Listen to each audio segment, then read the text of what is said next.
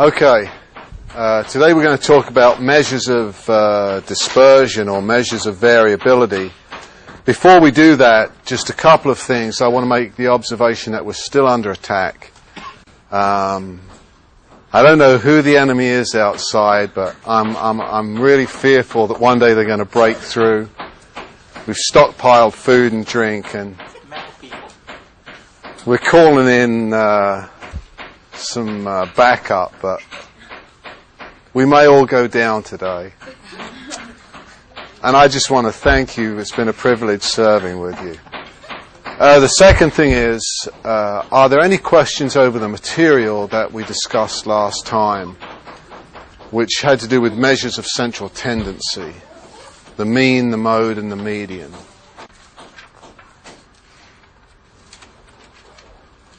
If there are no questions about the material that we discussed last time, let's talk about measures of dispersion. What on the syllabus I think is labeled measures of variability, and in the Healy text is labeled measures of dispersion. There are the general topic of our discussion is descriptive statistics. And there are really two ways in which researchers can describe a data set, can describe a group of scores. One is by providing a measure of central tendency. And I observed last time that while there were three options there, the most useful under normal conditions is the mean or average.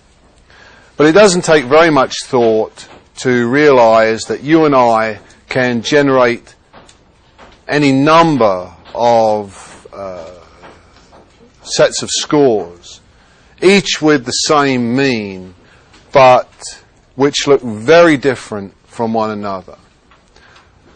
A very simple example.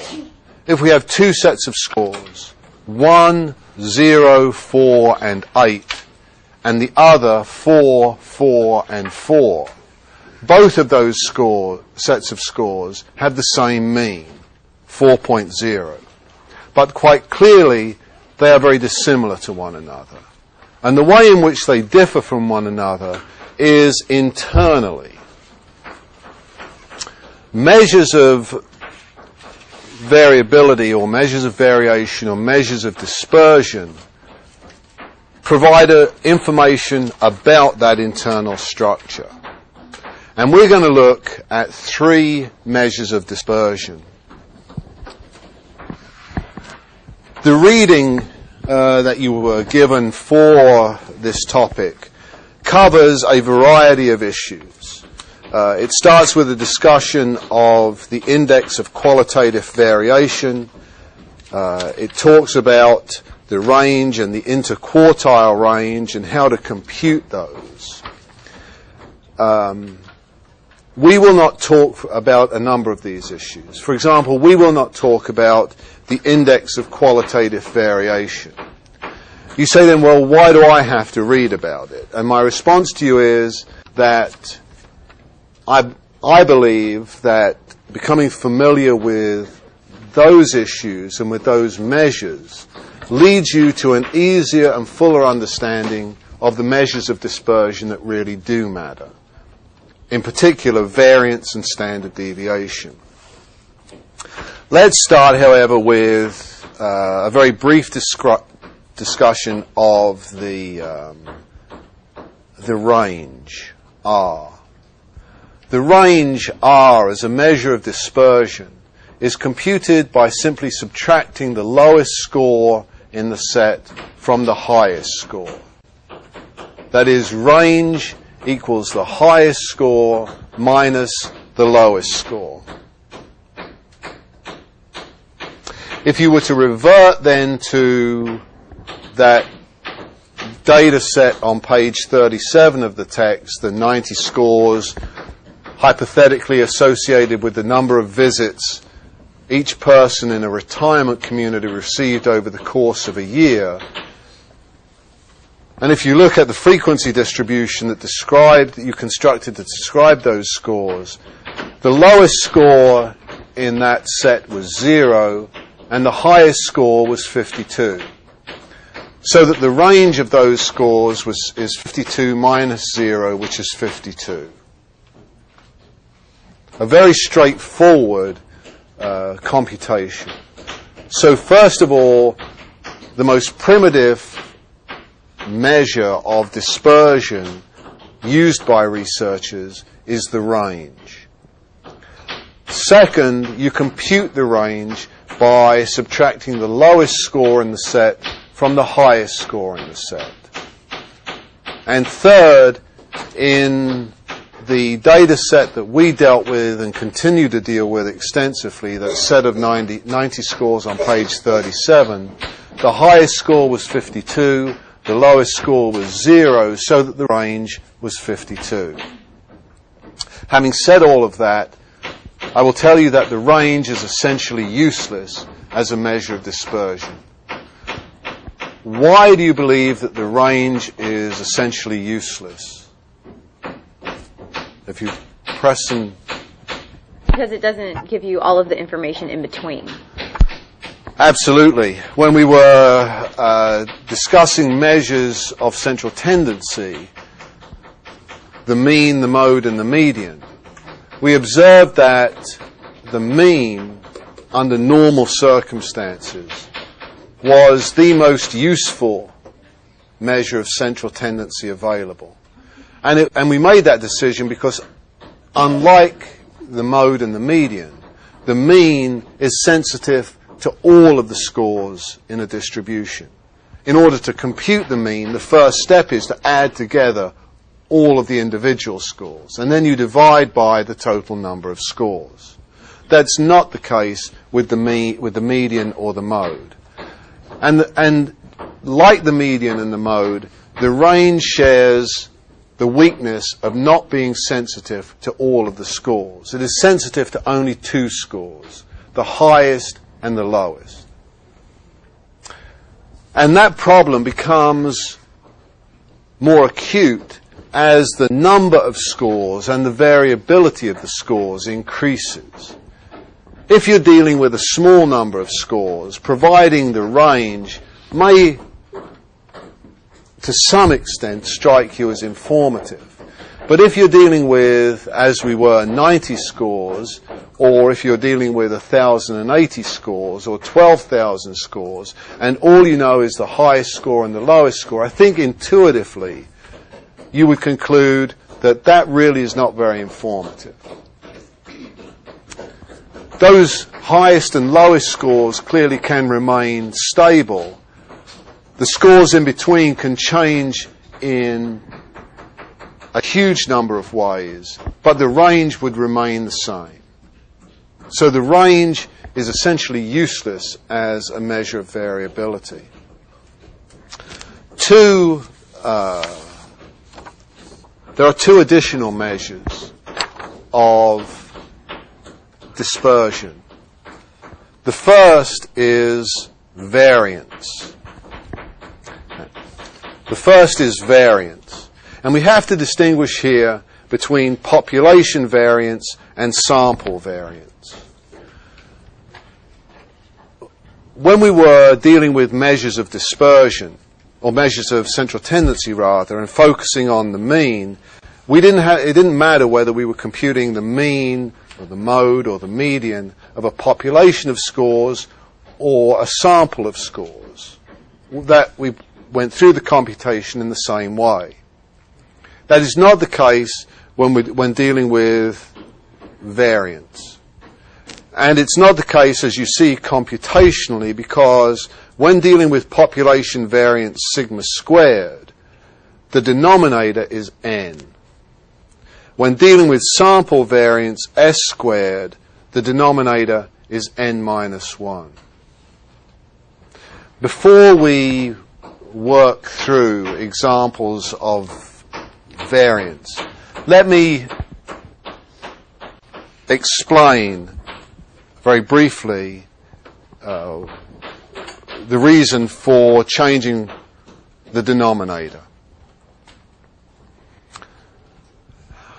We recognized, I think, earlier in the semester that researchers wish to talk about populations.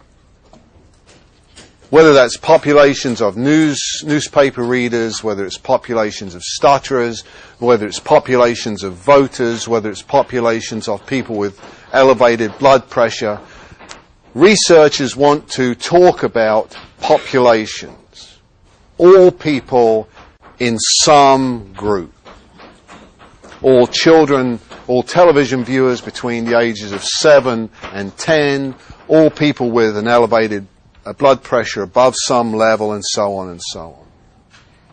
We also recognize that while that's the objective, those populations almost invariably are inaccessible.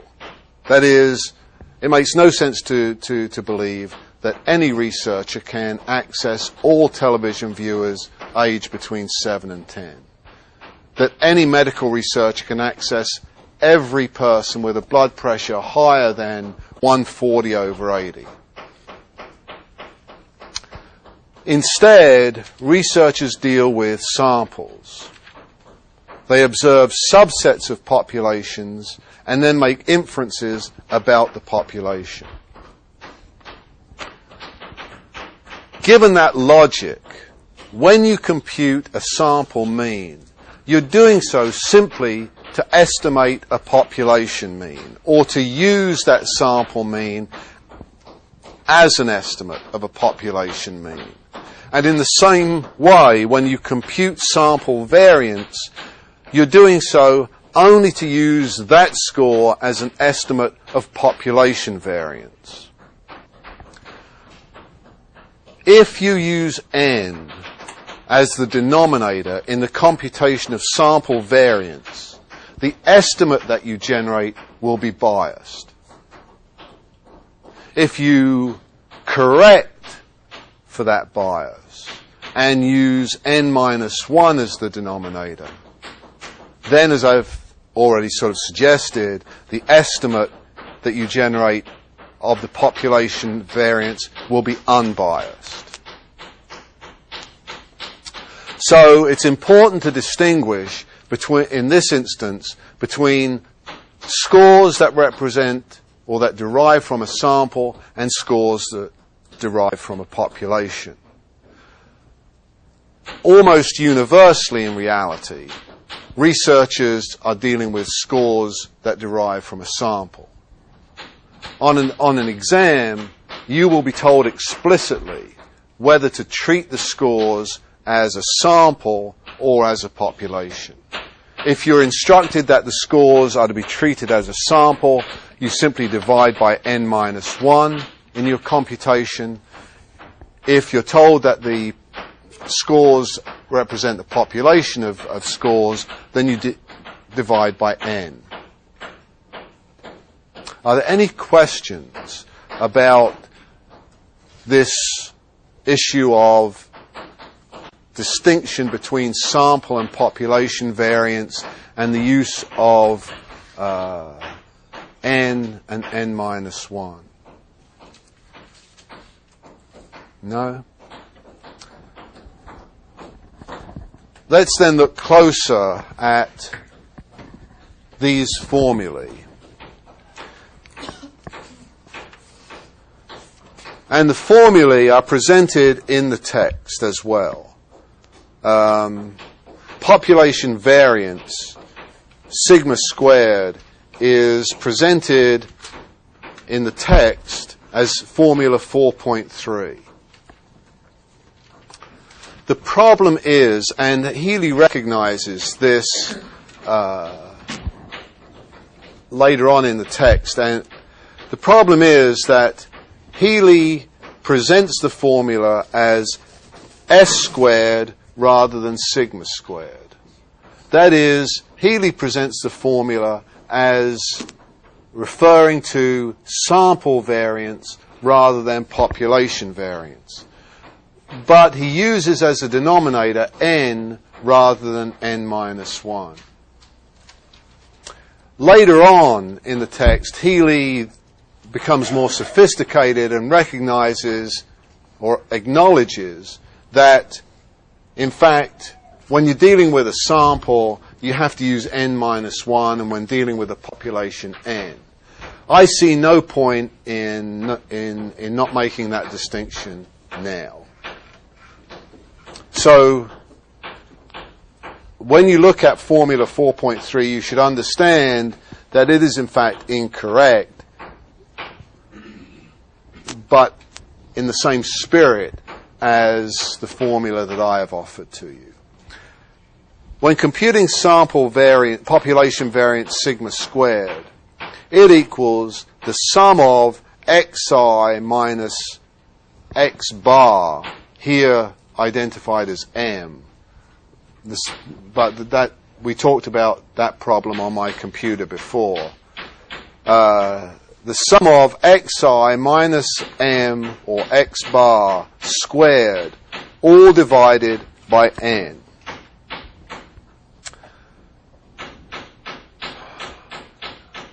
This is straightforward.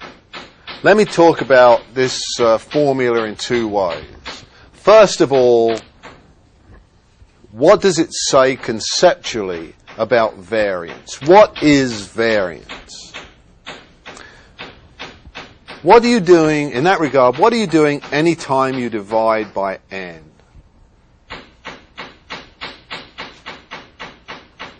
It's not a rhetorical question. It's just an opportunity for us to listen to the tapping. And he knows we're not talking, so he stopped. What are you doing when you divide by n?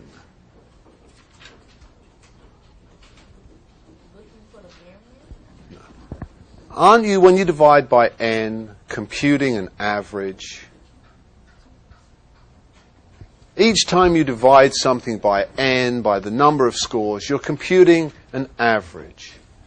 So if we forget about the numerator here, variance tells us something about the average of something else. Yes. It expresses an average. If we now focus on the numerator rather than the denominator, and we forget for a moment that this numerator is expressed in squared units, that average that we were talking about is the average relationship between each individual score xi and the center of the distribution, the mean. So that it's an average of the relationship between each individual score as it varies and the center of the distribution, m or x bar, the mean. It just happens to be expressed, that relationship happens to be expressed in squared units. So variance is a sort of indicates the average relationship between individual scores in the set and the center of that set. Second, if you look at the formula, it indicates to you how to compute variance. The first thing you have to do is to recognize the constituent parts. That is, what do you need to compute variance? Well, you need each of the individual scores. And you need to know the total number of scores. You also need to know the mean of the scores. So that the first step in computing variance is to compute the mean. The first step in computing variance is to compute the mean.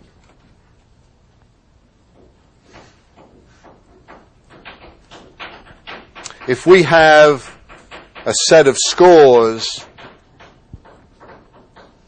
0, 2, 2, 5, and 6, and we want to know the variance of those scores, the first step is to compute the mean of the scores. And the mean of the scores is 0 plus 2 plus 2 plus 5 plus 6 divided by 5, the total number of scores, which equals 15 divided by 5, which is 3.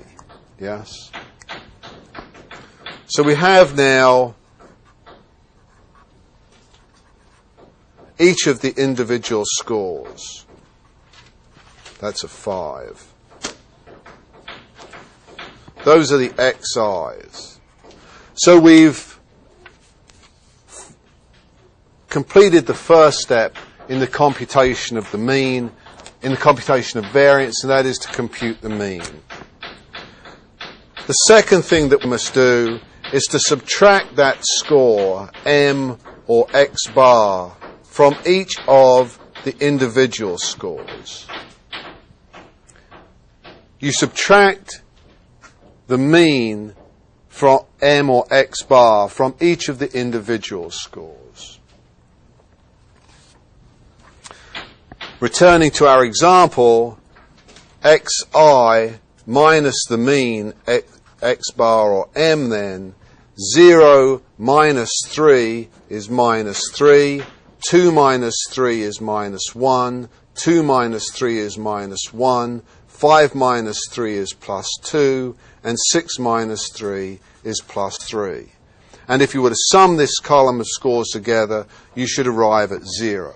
That is, since the mean is the center of the distribution, all of the positive differences should equalize all of the negative differences.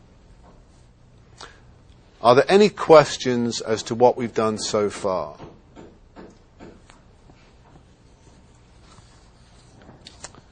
The third step then, returning to the formula, we now have Xi minus M.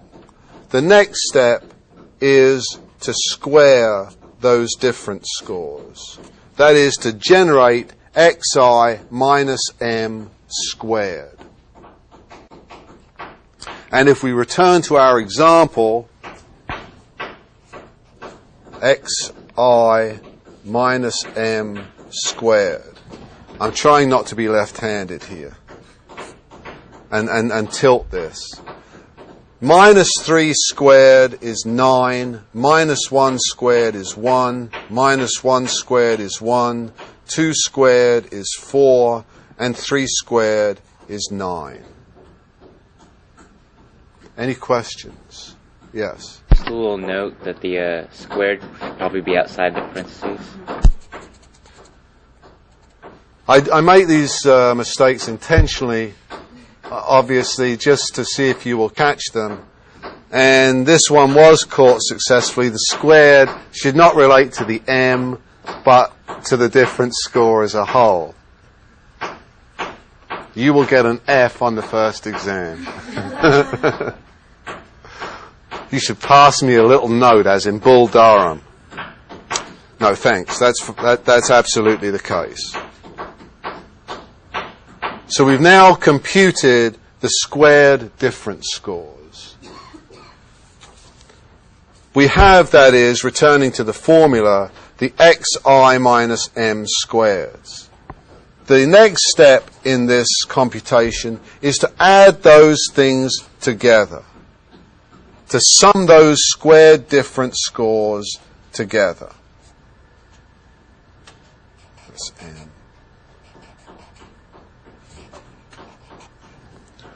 To sum those squared difference scores together. If we return to the example, we simply now must add together all of the scores in this column. That is 9 plus 1 plus 1 plus 4 plus 9, which is 24.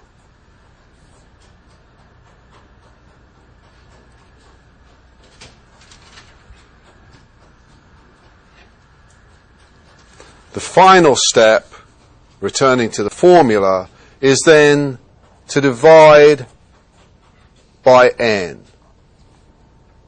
To divide by n.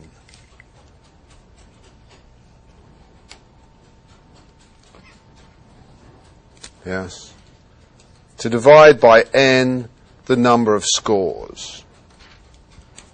In this instance, there are 1, 2, 3, 4, 5 scores. so that the variance, sigma squared, the population variance, would be 24 divided by 5, which is 4, I believe, 4.8.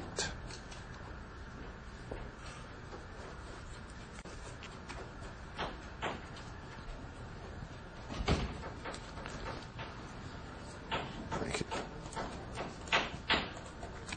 Are there any questions about the computation of variance? Yes. This is just for population variance? This is how you compute population variance. If we were computing sample variance, we would follow the same procedure, except on step 5, rather than divide by n, we would divide by n minus 1. So step 5, which when computing population variance is to divide by n, would simply become divide by n minus 1. So that if this were not sigma squared, if we were computing not sigma squared, but s squared, the sample variance would be 24 divided by 5 minus 1, n minus 1, which would be 4, so that the sample variance would be 6.0.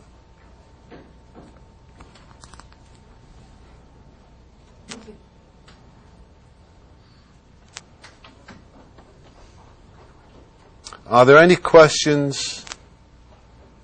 Any other questions?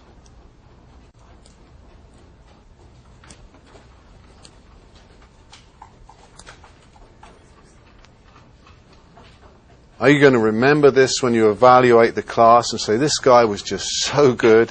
I didn't know anything about this stuff when I came into this class, but boy, I sit there, I listen to him once, even when there are people attacking us from outside with tack hammers.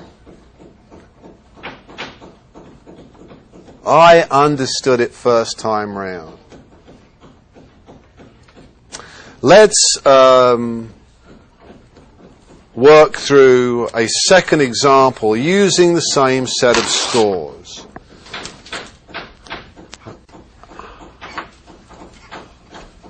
I do this because, and I'm going to do this example for specific reasons. What I'm going to do, instead of working from the individual scores, we're going to construct a frequency distribution. In the same way that you constructed a frequency distribution from those 90 scores, and we talked about the mean and so forth. This is a more efficient way of computing variance in the same way that it was a more efficient way of computing the mean. And moreover, it is what you will have to do on the exam. And moreover, I have an assignment for you before next time.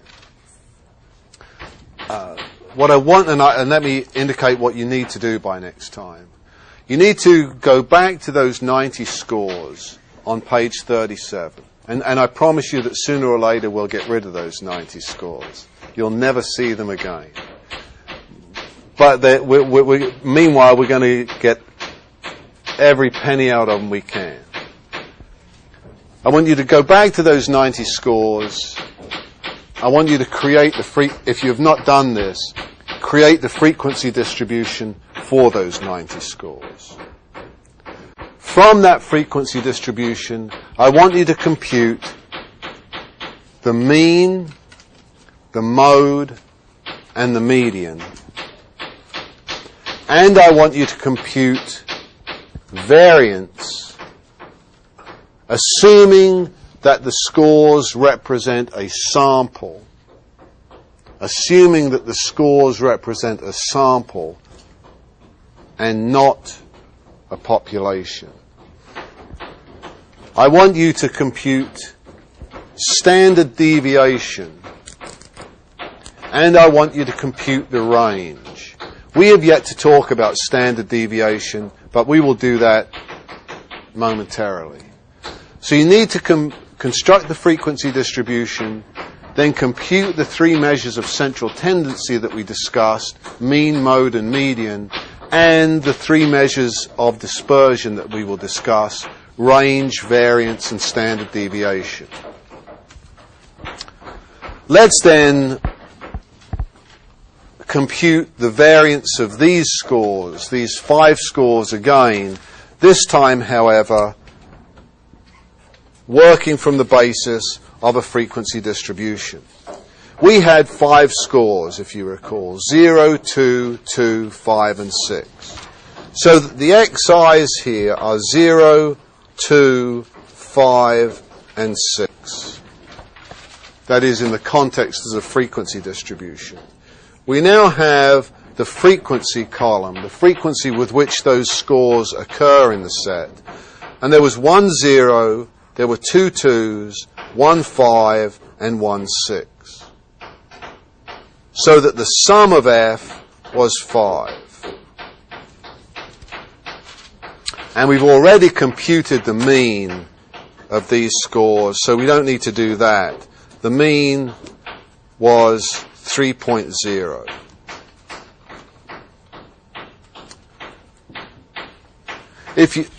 So we've completed what was the first step in the computation of population variance and the first step in the computation of sample variance, and you will see the first step in the computation of population or sample standard deviation.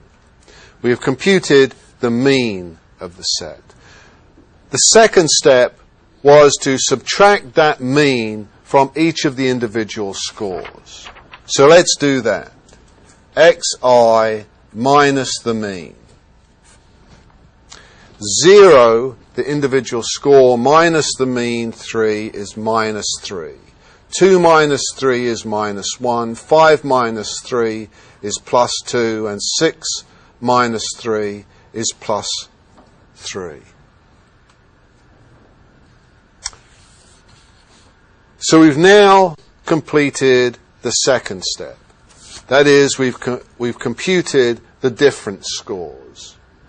We now have to compute the squared difference scores. That is, we simply have to go back to this column of xi minus m and now square those differences. Xi, so we have a list of xi minus m squared. Minus 3 times minus 3 is 9. Minus 1 times minus 1 is 1. 2 times 2 is 4. And 3 times 3 is 9. Let me ask, are there any questions to this point?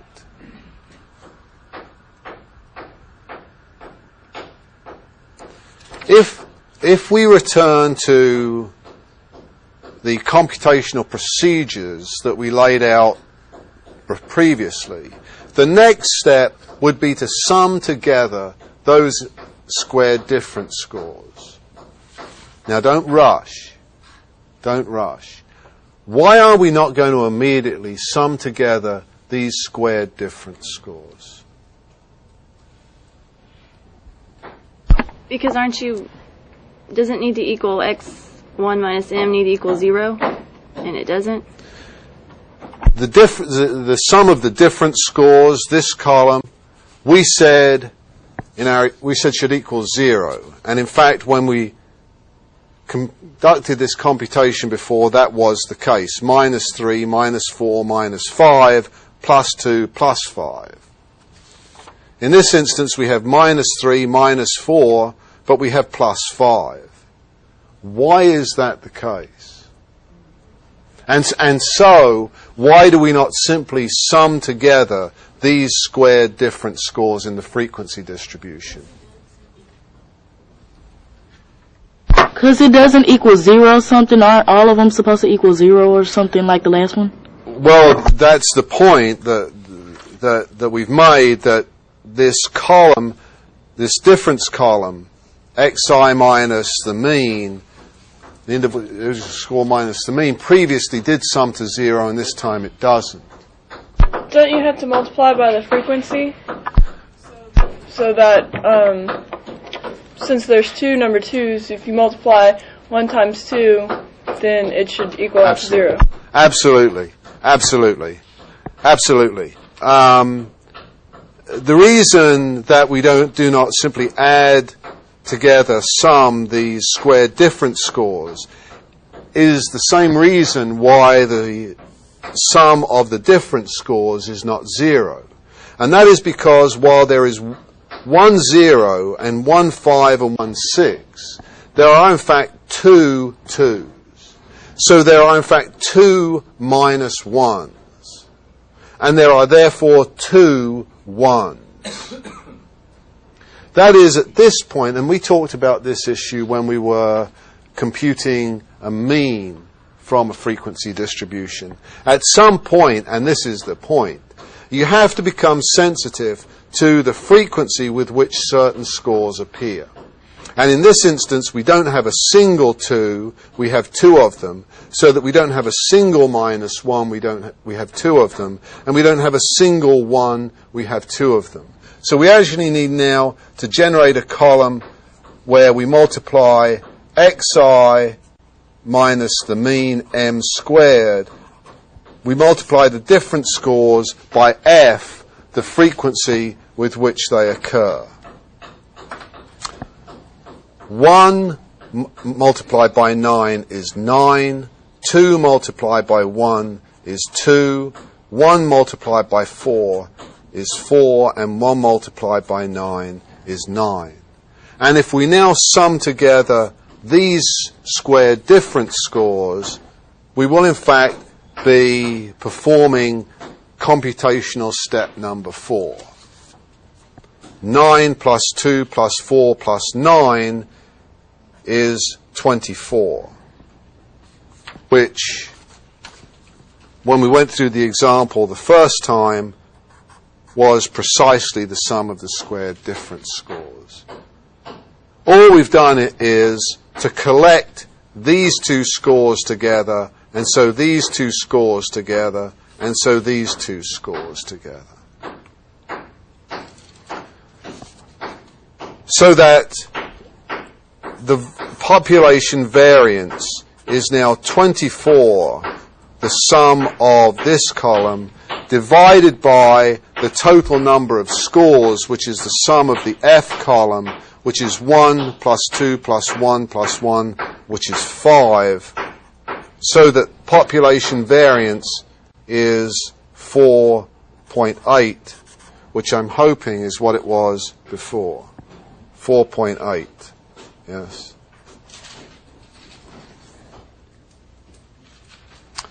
Yes. Maybe it's a stupid question, but I No, don't. it's not. Okay, well, I don't understand. I'm kind of lost.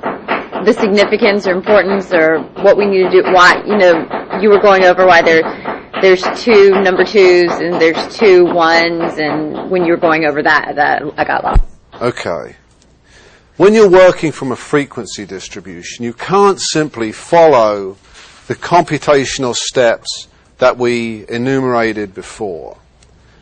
And in specific, you can't simply go from computing the squared difference scores to summing those squared difference scores together. Because in a frequency distribution, you've collected together all of the scores that are the same. So that in the original data set, would you agree, there was not just 1, 2. There were 2 of them. So that there was not a single minus 1 difference score, but there were 2 of them. So that there was not a single 1 squared difference score.